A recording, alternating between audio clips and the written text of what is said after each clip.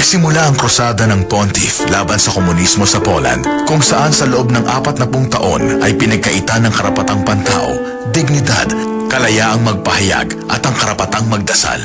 Sa Lithuania, nagtangkang maghimagsik ang mga mamamayan, ngunit napigilan sila ng mga Soviet police. Isang memorial para sa paghihimagsik ng mga tao ang itinayo sa isang burol bilang alaala sa pagkamatay ng 350,000 Lithuanian. Subalit 3 beses winasak ng pulisya ang memorial, ngunit lagi itong napapalitan. Alam ng Santo Papa ang mga paghihirap na kinahaharap ng mga kababaihan. Mga kapatid, ang pagkakapantay-pantay ng mga lalaki at babae ay isang malaking tagumpay para sa ating sibilisasyon. Sa kabila ng kanilang mga paghihirap, nagkaisa ang mga kababaihan at sila pa rin ang humarap sa mga balakid at problema. Sa kasamaang palad, may mga pagkakataong itinuturing pa rin na mahina ang mga babae. Nais kong ibahagi ang mga isyong ito sa inyong lahat.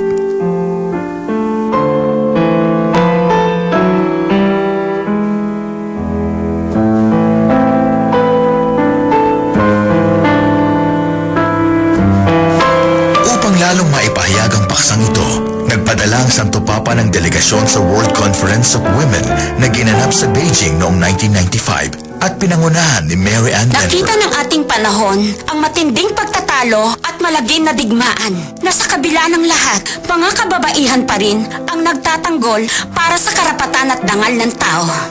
Kinalimutan, minaliit, binaliwala ang kahalagahan ng impluwensya ng kababaihan na gumuhit sa kasaysayan. Tinawag tayo para igalang at ipagtanggol ang misteryo ng buhay ngayon at kailanman, kasama na ang buhay ng mga hindi isinilang na sanggol.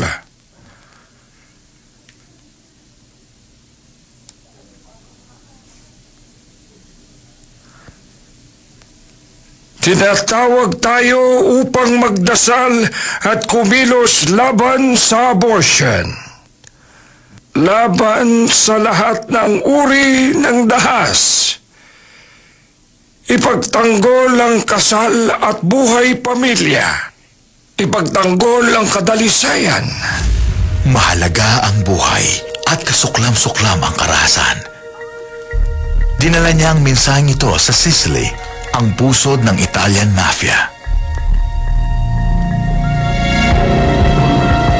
May karapatan kayong mamuhay ng tahimik dahil marami na ang mga naging biktima ng mga nilalang na lumabag sa katahimikang ito.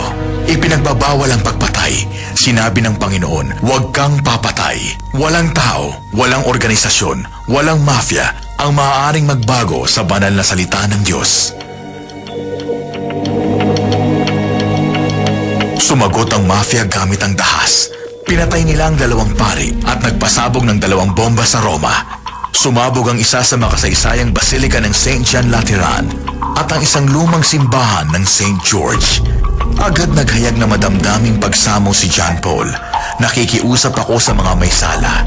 Magbagong buhay na kayo dahil isang araw darating ang paghuhukom ng Diyos sa inyo.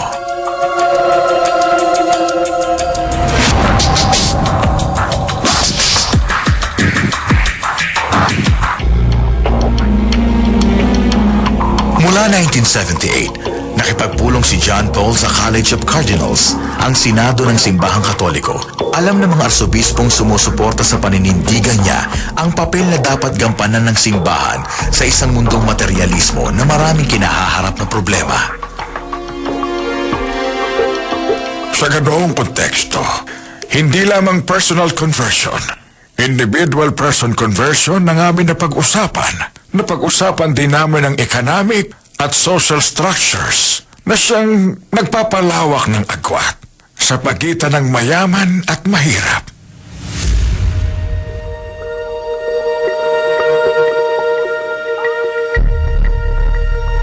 Habang dumadami ang problema ng mundo, sumagot ang Vatican sa pamamagitan ng isang malinaw at walang kapalit na mensahe sa lahat ng may pananampalataya sa buong mundo.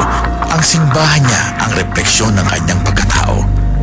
Ang pangunahing layunin ng pamamahala ni John Paul ay ang palawakin ng salita ng Diyos Dahil dito, iisa ang tungkulin ng lahat ng pari. Sa isang ordinansa sa Spain, ipinaliwanag niya ito. Tungkulin niyo ang suriin at ipalaganap ang mabuting balita sa lahat ng hindi naniniwala sa Diyos, para marinig nila ang salita ng pagliligtas sa mga mahihirap at iniwan, para maramdaman nila ang pag-ibig ni Jesucristo sa mga walang tinig, para sila'y marinig sa mga pinagkaitan ng hustisya, para maipagtanggol nila ang kanilang sarili.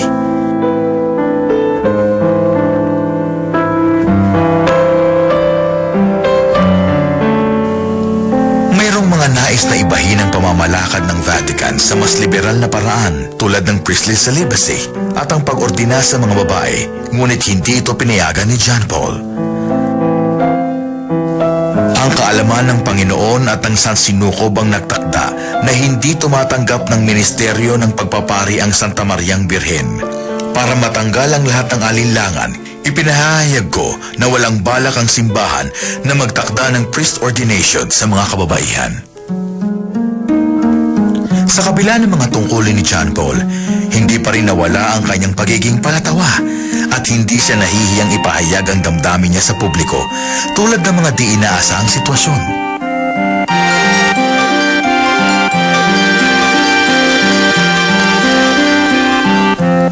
Mahilig magbiro si John Paul. Hindi niya alintan ang sakit na nararamdaman niya at kung minsan, pinagtatawanan pa niya. Kapag dumarating ang pagkakataon, naghahanap siya ng lugar para tahimik na magnilay sa kanyang sariling chapel o habang naglalakad sa kabundukan. Ang hilig niya sa pamamasyal ang dahilan kung bakit siya naging kakaiba sa mga nakaraang Santo Papa.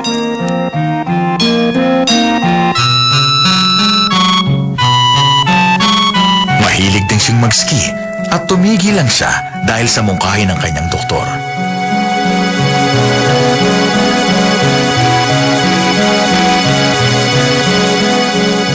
Sa isang pagtitipon noong May 1995, nagnilay si Pope John Paul sa kanyang naging buhay at sa kanyang hinaharap. Nagpapasalamat ako sa Diyos dahil ipinanganak ako at tinawag para sa misyong ito.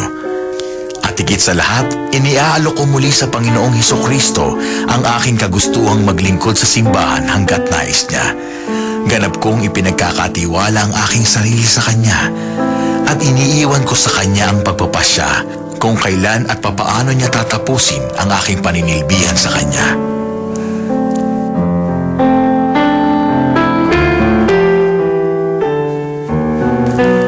Nakasisiguro tayo na ang mahal nating Santo Papa ay nakatayo sa bintana ng tahanan ng Diyos at nakikita niya tayo at laging ipinagdarasal. Sa mga panahon ng humihina niyang kalusugan, hindi na makapagsalita ang dating matatas na Santo Papa. Isang dosenang wika ang natutunan niya ngunit hindi niya na magamit pa. Kapansin-pansin ang kanyang pagkalito. Habang tahimik siyang nakatayo sa bintana ng Vatican, pinipilit pa rin niyang makapagsalita.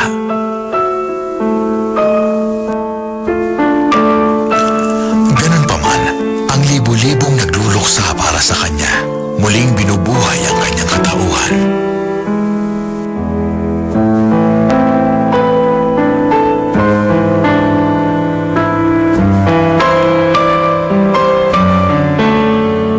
Pagkatapos lamang ng 4 na balota, napili bilang ika-265 Santo Papa ang malakas na kanang kamay ni John Paul II, si Joseph Cardinal Ratzinger.